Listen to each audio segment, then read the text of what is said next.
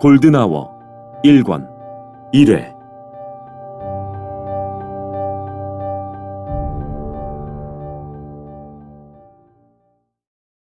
서문 2012년 11월 아주대학교 병원은 정부의 중증 외상센터 사업에서 탈락했고 그 사업의 마지막 희망을 걸었던 나와 팀원들은 절망했다. 몇 달 지나 새해 봄이 되어서도 만신창이인 상황은 같았다. 나와 팀원들은 모두 해져가고 있었다. 이 판에서 철수할 생각만 가득할 때였다. 그런 때에 동아일보사 박혜경이 나를 찾아왔다. 그는 외상외과 의사로서 내가 겪어온 일을 책으로 옮겨보면 어떻겠느냐고 제안했다. 그 같은 제안이 처음이 아니었다. 주변을 통해 출간 제안을 여러 차례 받았으나 이런지하에 거절해왔다. 살아있어도 산 것 같지 않은 일상에 그런 것을 생각할 여유 따위는 없었다. 나는 박혜경의 제안을 냉소적으로 밀쳐냈다. 그러나 그는 아랑곳 않고 내게 이렇게 반문했다. 교수님께서 함께 일하는 사람들을 그토록 소중히 여기신다면 그 헌신이 잊히지 않도록 뭐라도 하셔야 하는 게 아닌가요? 지금 아무리 소중해도 몇 년만 시간이 흐르면 모두 잊힙니다. 그러나 활자로 남겨둔 기록은 절대로 사라지지 않아요. 그 말에 나는 얼어붙었다. 활자화의 중요성은 의학계뿐만 아니라 모든 학문 영역에서 강조되는 부분이다. 교수들의 여러 가지 책무 중 중요하게 평가되는 부분도 연구 업적의 활자화, 즉 논문이나 저서로 기록을 남기는 일에 있다. 박혜경의 말이 옳다고 여겼다. 나는 그 이후 생각나는 대로 메모를 끼적이기 시작했다. 그 기록은 시간적 연속선상에 있지 않았다. 나는 바쁜 일상과 개인적 고난에 치여 쓰기를 멈추다 이어가기를 반복했다. 그러기를 3년쯤 지났을 때 나와 팀원들을 둘러싼 상황은 많이 달라져 있었다. 그러나 매 순간 끝을 생각할 만큼 모두가 지쳐있다는 현실만큼은 조금도 바뀌지 않았다.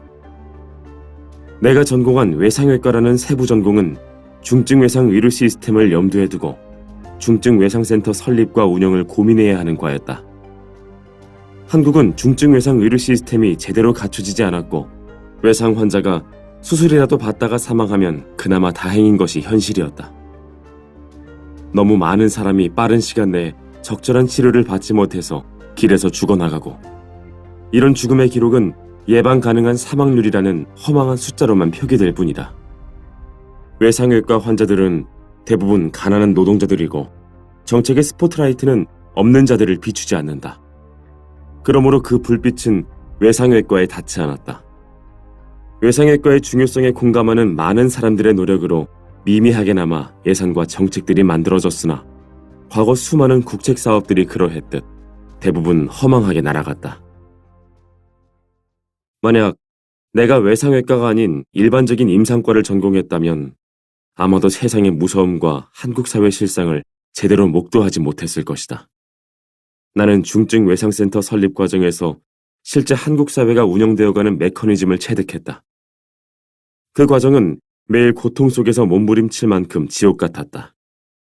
시스템은 부재했고 근거 없는 소문은 끝없이 떠돌았으며 부조리와 불합리가 난무하는 가운데 돈 냄새를 쫓는 그림자들만이 선명했다. 그 속에서 우리 팀원들은 힘겹게 버텨왔다.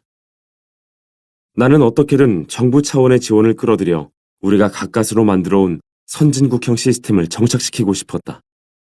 신락 같은 희망을 더듬어가며 길을 찾아왔다. 실현 불가능해 보이는 일을 현실화하기 위해 나와 팀원 모두가 쉼없이 분투해왔다. 그러나 내가 여기에 당도하여 확인한 것은 중증 외상센터 사업은 현재 한국 사회가 지닌 투명성의 정도로는 불가능하다는 것뿐이다. 지금껏 선진국형 중증 외상 의료 시스템을 도입하겠다는 헛된 무지개를 쫓아왔으나 우리를 둘러싼 현실은 벼랑 끝으로 치닫고 있다. 나는 우리가 여태껏 해온 일들이 똥물 속으로 빠져들어가면서도 까치발로 서서 손으로는 끝까지 하늘을 가리킨 것과 같다고 생각한다. 그러나 모든 것은 곧 잠겨버릴 것이고 누가 무엇을 가리켰는지는 알 수 없게 될 것이다. 그럼에도 우리 팀이 만든 의무 기록은 남는다. 우리가 더 이상 이 일을 해나가지 못해도 최근 3년 동안 시행했던 중증 외상 환자들에 대한 선진국 수준의 치료는 의무 기록으로 화석같이 명징하게 남을 것이다. 이 기록은 열악한 한국 의료계 현실에 굴하지 않고 순전히 우리 팀원들과 현장의 소방대원들의 피와 땀을 짜내 만들어 온 것이다. 2002년 내가 처음 외상외과에 교직 발령을 받았을 때 나 또한 한 한국계 미국인 외상외과 의사가 한국의 한 대형 병원에서 근무하며 남긴 기록을 통해 외상외과라는 분야를 파고들었다. 지금으로부터 많은 세월이 지난 뒤 또 다른 정신나간 의사가 이 분야의 중요성을 인식하고 이 시스템을 다시 만들어보고자 마음먹는다면 우리의 기록은 분명 큰 도움이 될 것이다. 이 오디오북은 그 기록의 일환이다. 여기 기록한 내용은 내가 기억하는 범위 내에서 모두 사실이다. 기록의 대부분은 2002년에서 2018년 상반기까지의 각종 진료 기록과 수술 기록 등에서 가려 뽑았고 내 기억 속에 남겨진 파편들을 걸어 모았다. 또한 이 기록은 삶과 죽음을 가르는 사선의 최전선에서 고군분투하는 환자와 내 동료들의 치열한 서사다. 외상으로 고통받다 끝내 세상을 등진 환자들의 안타까운 상황과 환자의 죽음을 막기 위해 자신의 모든 것을 내어놓고 싸우다 쓰러져가는 사람들의 이야기다. 무엇보다 냉혹한 한국 사회 현실에서 업의 본질을 지키며 살아가고자 각자가 선 자리를 어떻게든 개선해보려 발버둥치다 깨져나가는 바보 같은 사람들의 처음이자 마지막 흔적이다. 주변 일부에서는 우리의 이야기를 활자화시켜 세상에 내놓는 것에 우려를 표했다. 그러나 나는 내게 남은 시간이 길지 않다는 것을 잘 알고 있다. 내 몸은 무너져가고 있고 우리 팀이 피땀으로 구축하고 유지해온 경기 남부권역 외상센터도 얼마나 더 버틸지 알 수 없다. 작금의 상황을 보건대 가까운 미래의 대한민국에서 국가 공공의료망의 굳건한 한 축으로서 선진국 수준의 중증 외상 의료 시스템을 구축할 수 있겠다는 희망은 보이지 않는다. 주변의 걱정을 모르지 않으나 칼을 들었으므로 끝까지 가보고자 했다.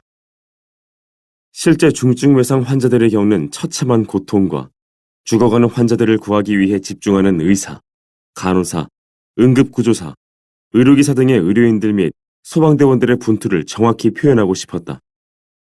그러나 나는 훌륭한 말솜씨나 글재주와는 대척점에선 전형적인 이과남자다. 어떤 현란한 문장과 수사를 동원한다고 해도 생사의 경계를 헤매는 이들의 사투를 정확히 표현할 수 없었다. 그리하여 내가 읽은 불과 얼마 안 되는 책들 중 늘 곁에 두고 살아온 소설가 김훈 선생의 칼의 노래를 등뼈 삼아 글을 정리해보려 애썼다.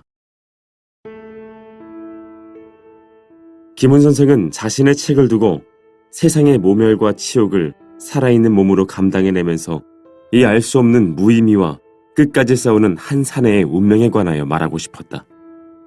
희망을 말하지 않고, 희망을 세우지 않고, 가짜 희망에 기대지 않고, 희망 없는 세계를 희망 없이 돌파하는 그 사내의 슬픔과 고난 속에서 경험되지 않은 새로운 희망의 싹이 돋아나기를 나는 바랐다라고 했다.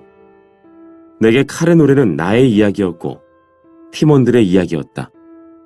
그리고 힘든 사회생활을 하는 사람들의 이야기이기도 했다.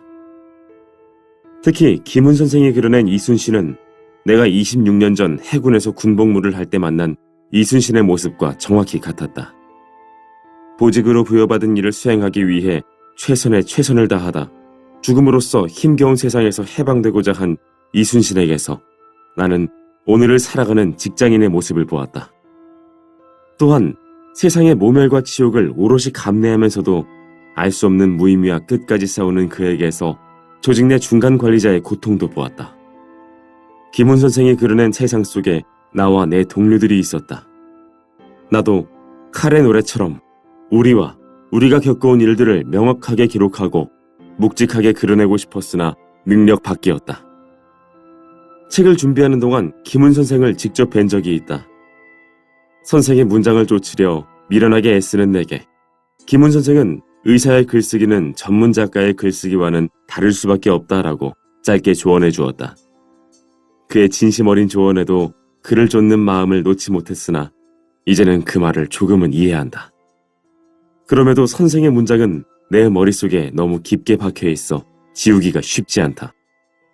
무의식 중에 도그의 문장들이 고스란히 눈앞에서 되살아날 때 나는 신기함과 부끄러움을 동시에 느낀다.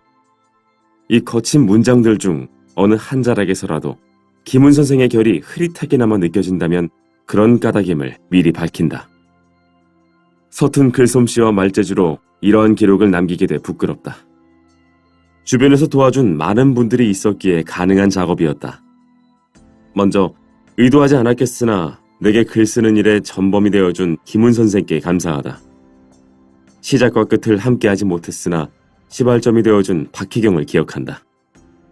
마지막으로 시기조차 알 수 없는 메모들을 걸어모아 하나의 이야기로 만들고 흩어진 글들을 다듬어준 흐름출판 관계자들께도 감사한 마음을 전한다. 가장 큰 걱정은 이 오디오북이 중증 외상으로 사망한 환자의 보호자들에게 마음 아픈 기억들을 상기시키는 것은 아닐까 하는 것이다. 만에 하나 그러하다면 미리 이곳에서 정중한 사과의 말씀을 드리고 싶다. 우리와 만났으나 결국 세상을 떠난 모든 중증 외상 환자들의 명복을 빈다.